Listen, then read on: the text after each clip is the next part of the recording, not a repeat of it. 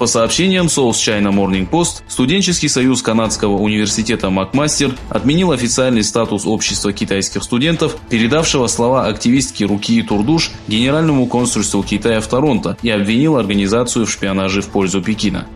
Глава студенческого союза Джошуа Маранда заявил, что каждый студент, намеренный создать клуб, принимает все условия и правила, связанные с деятельностью клуба, и подчеркнул, что общество китайских студентов нарушило данные правила и приступило законы.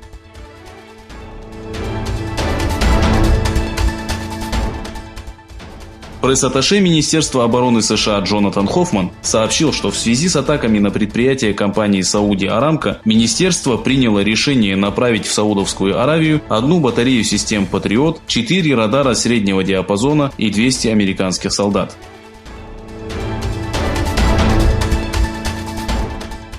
Министерство религиозных и исламских фондов Палестины заявило, что повторное закрытие дверей мечети Аль-Акса со стороны Израиля нарушает статус мечети как достояние человечества.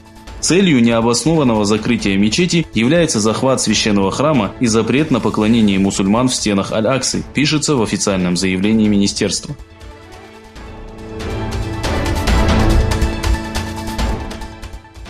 Двумя днями ранее в Стамбуле произошло землетрясение магнитудой в 4,7 балла. Вчера произошло еще одно землетрясение силой в 6 баллов, эпицентром которого стал прибрежный участок Стамбульского района Силиври. Изначально обсерватория Кандилли объявила, что сила толчков составила 5,7 балла. В свою очередь МЧС сообщила, что сила землетрясения, произошедшего в 13:59, составила 5,8 балла и ощущалась на обоих берегах Босфора.